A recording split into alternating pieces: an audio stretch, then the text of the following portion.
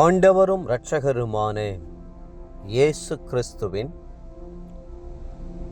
ஈடு இணையற்ற நாமத்தில் அன்றன்றுள்ள அப்பம் வாசகர்களுக்கு எங்கள் அன்பின் வாழ்த்துக்கள். 2025 ஆண்டு மார்ச் மாதம் 8ஆம் தேதி சனிக்கிழமைக்குரிய தின தியானம். இன்றைய தலைப்பு ஜெபத்தின் மூலமாக. 103ஆம் சங்கீதம் 13ஆம் வசனம் சொல்லுகிறது, தகப்பன் தன் பிள்ளைகளுக்கு இறங்குகிறது போல கர்த்தர் தமக்கு பயந்தவர்களுக்கு இறங்குகிறார். தெய்வீக சுகத்தையும் ஆரோக்கியத்தையும் கர்த்தரிடத்தில் பெற்றுக்கொள்ள வேண்டுமென்றால் மனம் திறந்து நாம் அதை அவரிடத்தில் கேட்க வேண்டும். அதற்காக ஊக்கமாய் ஜெபிக்க வேண்டும். வேதம் சொல்கிறது, 103ஆம் சங்கீதம் 13ஆம் வசனத்தில், தகப்பன் தன் பிள்ளைகளுக்கு இறங்குகிறது போல கர்த்தர் தமக்கு பயந்தவர்களுக்கு இறங்குகிறார். அந்நாட்களில் எசேக்கியா வியாதிப்பட்டு மரணத்திற்கு ஏதுவாயிருந்தான். அப்பொழுது ஆமோத்சின் குமாரனாகிய ஏசாயா எனும் தீர்க்கதரிசி அவனிடத்தில் வந்து அவனை நோக்கி, நீர் உமது வீட்டு காரியத்தை ஒழுங்குபடுத்தும், நீர் பிழைக்க மாட்டீர், மரித்து போவீர் என்று கர்த்தர் சொல்லுகிறார் என்றான். அப்பொழுது எசேக்கியா தன் முகத்தை சுவர்புறமாக திருப்பிக் கொண்டு கர்த்தரை நோக்கி அழுதான். கர்த்தாவே, நான் உமக்கு முன்பாக உண்மையும் மன உத்தமமாய் நடந்து உமது பார்வைக்கு நலமானதை செய்தேன் என்பதை நினைத்தருளும் என்று விண்ணப்பம் பண்ணி எசேக்கியா மிகவும் அழுதான். ஏசாயா 38ஆம் அதிகாரம் 1, 2, 3 வசனங்கள். அப்பொழுது ஏசாயாவுக்கு உண்டான கர்த்தருடைய வார்த்தையாவது, உன் தகப்பனாகிய தாவீதின் தேவனாயிருக்கிற கர்த்தர் சொல்லுகிறது என்னவென்றால், உன் விண்ணப்பத்தை கேட்டேன், உன் கண்ணீரை கண்டேன், இதோ உன் நாட்களோடு 15 வருஷம் கூட்டுவேன். ஏசாயா 38ஆம் அதிகாரம் 4, 5 வசனங்கள். கர்த்தர் அப்படி சொன்னவுடனே எசேக்கியா ராஜா குணமடைந்தார். அவருடைய ஆயுசின் நாள் கூட்டப்பட்டது.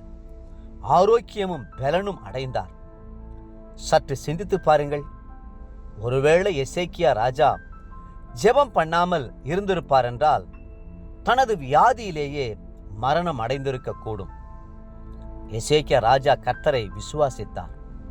தன்னுடைய ஜெபத்திலே நம்பிக்கை வைத்தார்.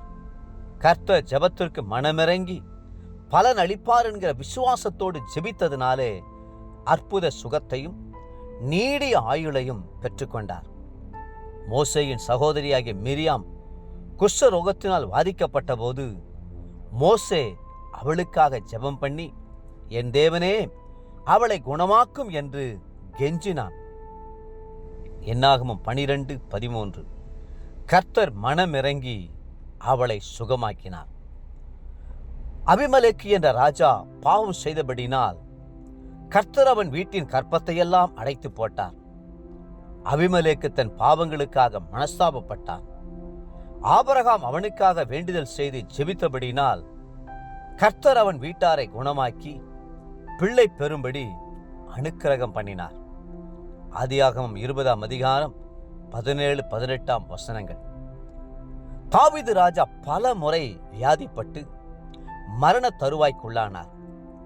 ஆனாலும் அவர் ஜெபம் பண்ண மறந்ததே இல்லை.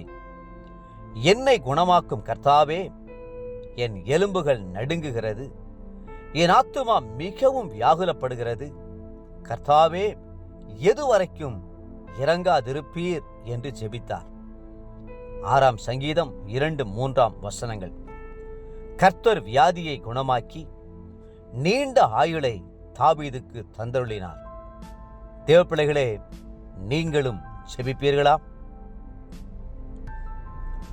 இன்றைய நினைவிற்கு மத்தேயு 7ஆம் அதிகாரம் 7, 8 வசனங்கள். கேளுங்கள், அப்பொழுது உங்களுக்கு கொடுக்கப்படும். ஏனென்றால் கேட்கிறவன் எவனும் பெற்றுக்கொள்கிறான், தேடுகிறவன் கண்டடைகிறான், தட்டுகிறவனுக்கு திறக்கப்படும். இன்றைய வேத வாசிப்பு காலை உபாகமம் 5, 6, மற்றும் 7ஆம் அதிகாரங்கள், மாலை மார்க் 11ஆம் அதிகாரம் 1 18ஆம் வசனம் முடிய. அன்புக்குரிய அன்றன்றுள்ளப்பம் வாசகர்களே, மீண்டும் உங்களை வாழ்த்துகிறோம். கர்த்தரை நோக்கி ஜெபம் பண்ணுங்கள், விண்ணப்பம் பண்ணுங்கள். அவர் உங்கள் ஜெபத்தை கேட்டு உங்களுக்கு ஆரோக்கியத்தை வரப்பண்ணி உங்களை ஆசீர்வதித்து மென்மேலும் உயர்த்துவாராக. ஆமென்.